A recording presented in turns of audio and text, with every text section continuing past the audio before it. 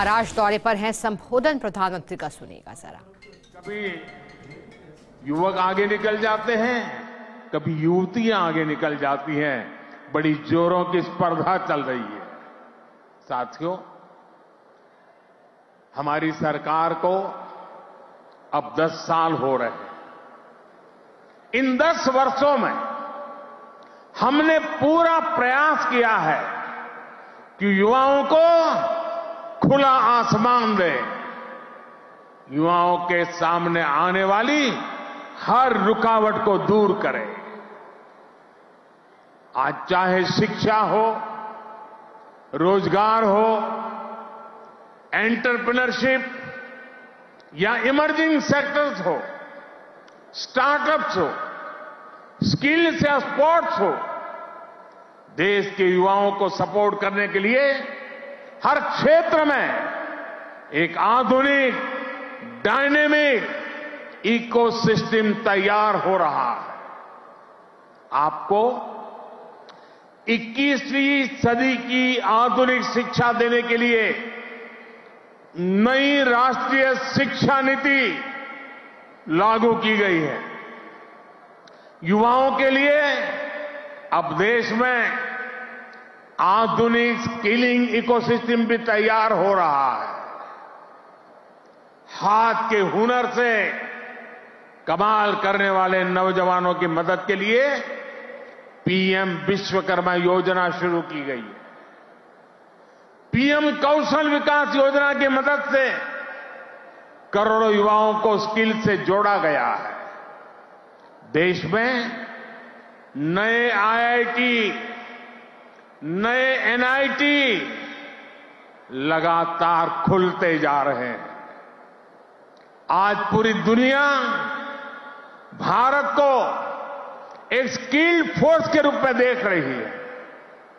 विदेश में हमारे युवा अपना कौशल दिखाया पाए, इसके लिए सरकार विदेश जाने वाले युवाओं को ट्रेनिंग भी दे रही है। France, Germany, UK, Australia, Italy, Austria जैसे अनेक देशों के साथ सरकार ने जो मोबिलिटी समझौते किए हैं, उसका बड़ा लाभ हमारे युवाओं को मिलेगा। साथियों, युवाओं के लिए नए अवसरों का आसमान खोला जाए। सरकार इसके लिए हर क्षेत्र में पूरी शक्ति से काम कर रही है। देश में ड्रोन सेक्टर के लिए नियम सरल बनाए गए हैं। सरकार आज एनिमेशन, विजुअल इफेक्ट्स, गेमिंग और कॉमिक सेक्टर्स को प्रमोट कर रही है। एटॉमिक सेक्टर, स्पेस और मैपिंग सेक्टर को भी खोला गया है। आज हर क्षेत्र में पिछली सरकारों से 2 गुनी, 3 गुनी रफ्तार से काम किया जा रहा है। ये जो बड़े बड़े हाईवे बन रहे हैं, वो किसके लिए है? आपके लिए, भारत के युवाओं के लिए। ये जो नई नई वंदे भारत ट्रेनें चल रही है, वो किसकी सहूलियत के लिए? आपके लिए, भारत के युवाओं के लिए। हमारे लोग विदेश जाते थे, वहां के पोर्ट, वहां के एयरपोर्ट देखकर सोचते थे कि भारत में ऐसा कब होगा। आज भारत के एयरपोर्ट्स दुनिया के बड़े से बड़े एयरपोर्ट का मुकाबला कर रहे हैं। कोरोना के समय आपने देखा है, विदेशों में वैक्सीन के सर्टिफिकेट के नाम पर कागज थमाया जाता। ये भारत है जिसने हर भारतवासी को वैक्सीन लगाने के बाद डिजिटल सर्टिफिकेट दिया।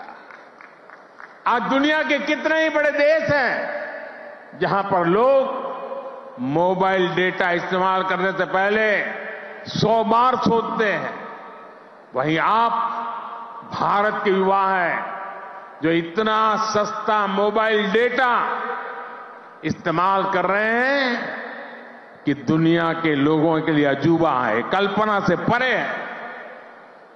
साथियों, आज देश का मिजाज भी युवा है और देश का अंदाज भी युवा है।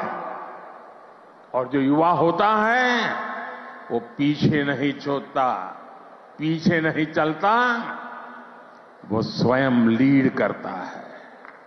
इसलिए आज टेक्नोलॉजी की फील्ड में भी भारत फ्रंट से लीड कर रहा है। चंद्रयान और आदित्य L1 उसकी सफलता हमारी आंखों के सामने। Made in India INS Vikrant जब समंदर की लहरों से टकराता है तो हम सभी का सीना चौड़ा हो जाता है।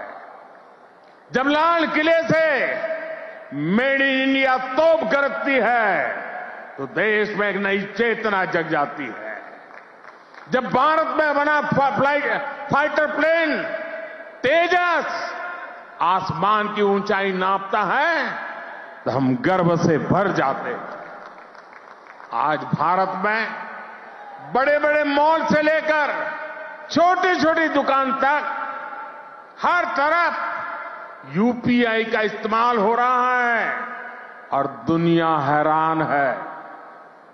अमृतकाल का आरंभ गौरव से भरा हुआ है।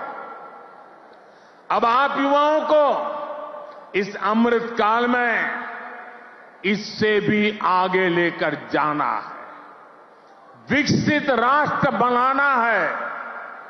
साथियों, आपके लिए ये समय सपनों को विस्तार देने का समय है। अब हमें केवल समस्याओं के समाधान नहीं खोजने हैं, हमें केवल चुनौतियों पर विजय नहीं पानी है, हमें खुद अपने लिए नए चैलेंजेस तय करने होंगे। हमने 5 ट्रिलियन इकोनॉमी का लक्ष्य सामने रखा है। हमें दुनिया की तीसरी सबसे बड़ी अर्थव्यवस्था बनना है। हमें आत्मनिर्भर भारत अभियान के सपने को सिद्धि देनी है। हमें सर्विसेज और आईटी सेक्टर की तरह भारत को विश्व का मैन्युफैक्चरिंग हब भी बनाना है। इन आकांक्षाओं के साथ साथ भविष्य के प्रति हमारी जिम्मेदारियां भी है। जलवायु परिवर्तन की चुनौती हो, प्राकृतिक खेती को बढ़ावा देना हो, हमें लक्ष्य बनाकर तय समय में इन्हें प्राप्त करना है। साथियों, अमृतकाल की आज की युवा पीढ़ी पर मेरे विश्वास की एक और वजह है और वो खास वजह है। इस कालखंड में देश में वो युवा पीढ़ी तैयार हो रही है जो गुलामी के दबाव और प्रभाव से पूरी तरह मुक्त है। इस पीढ़ी का युवा खुलकर कह रहा है, विकास भी और विरासत भी